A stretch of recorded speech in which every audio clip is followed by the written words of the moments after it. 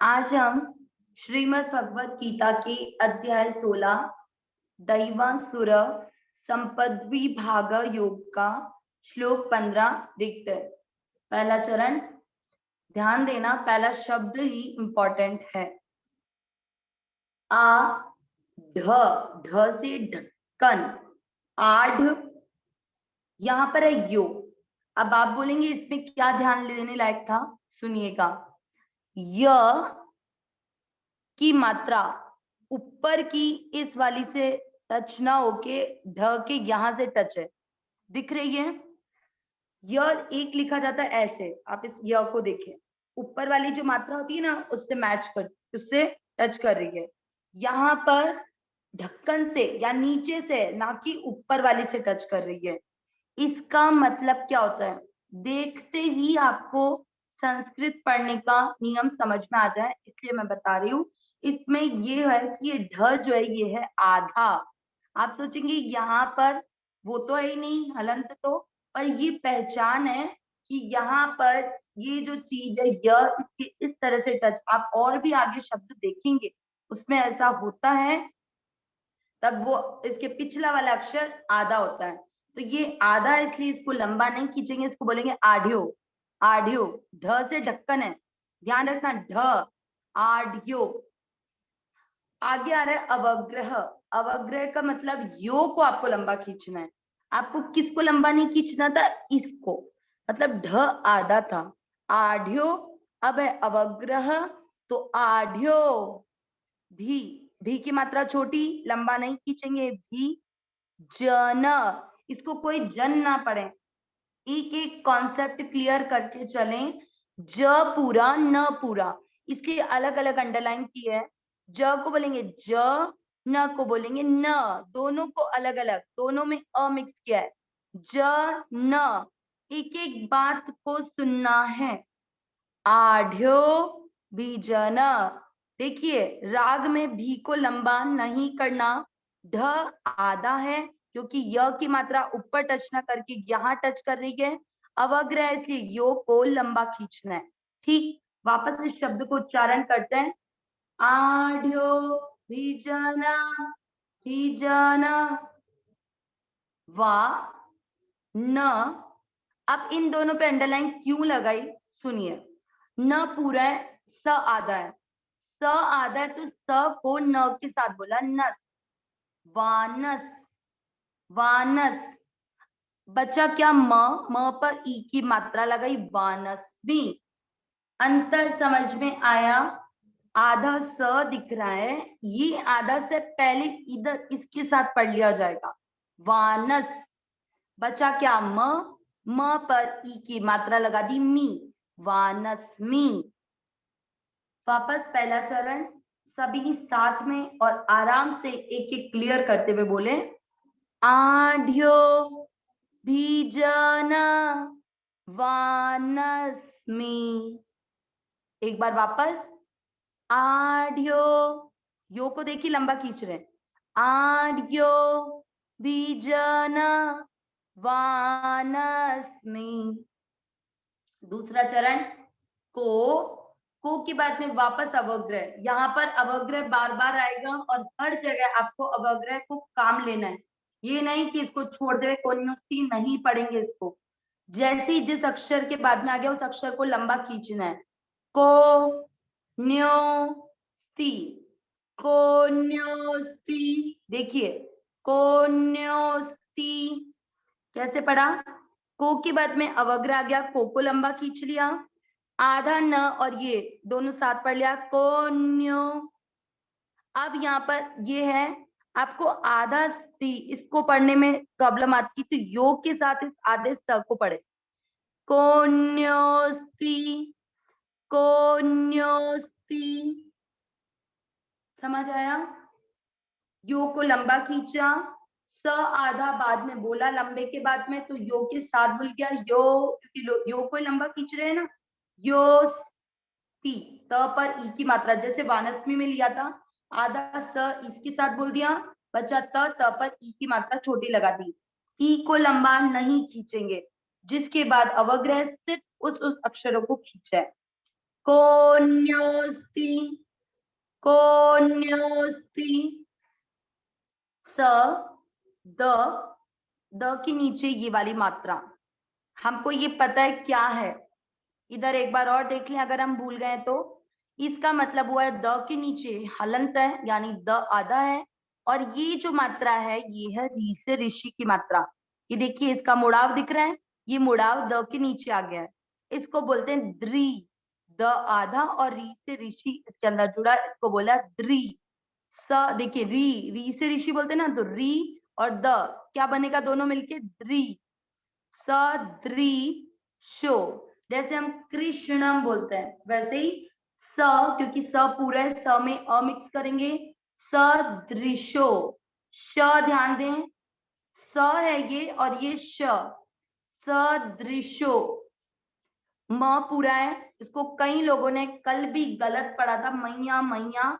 आप ध्यान दें, म पूरा है तो पहले म में अ मिक्स करें, म फिर पढ़े या। इन दोनों को जोड़ने के चक्कर में आप इसको मैया पढ़ते हैं, जबकि यहाँ य बीच में नहीं है। म या, ना कि मैया। म पूरा बोला, म या। दूसरा चरण वापस, कोन्योस्ति सदृशो मया। वापस, कोन्योस्ति सदृशो मया। अब पहला चरण दूसरा चरण साथ में, आड्यो बीजन वानस्मि कोन्योस्ति सदृशो मया। तीसरा चरण, ये पूरा है, देखिए ऊपर इसकी मात्रा टच हो रही है, य। अब इसको क्या पढ़ेंगे, ये हम पहले भी श्लोक में देख चुके हैं 16वें अध्याय में। श, इसको बोलते हैं आधा क और पूरा षटकोण वाला श।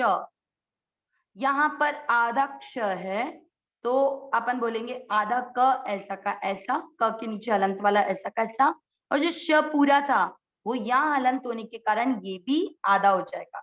मतलब इस आधे क्ष में आधा क भी आधा और श भी आधा। ठीक, अब आधे क को य के साथ बोलिए, यक। श भी आधा है, ध्यान दें, आधा क य के साथ बोल दिया यक, बचा क्या, आधा श। श के साथ ये वाला ये बोल दें शे, यक्षे। अगर श पूरा होता तो इसको बोलते हैं यक्षये, लेकिन यहाँ पर श क्या है, आधा, यक्षे, यक्षे। दा के बाद है आधा स।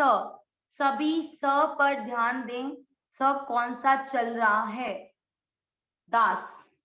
आधा स, आधे को पूरे के साथ पढ़ा, दास यामी, दास यामी। मो दी आधा श, ये देखिए ये था स, ये है श, मोदिश, मोदिश य, मोदिश्य।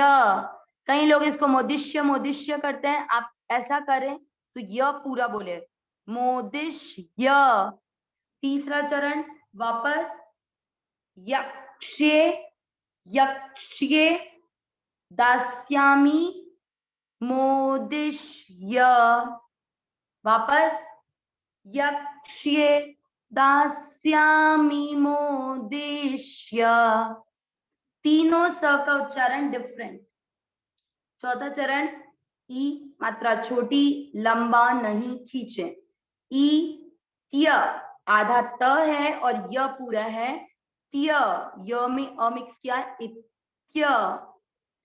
ज्ञान, विमो, मो के साथ ही की मात्रा छोटी है इसलिए इसको इसके साथ ही पढ़ा जाएगा, विमोहिता, विमोहिता।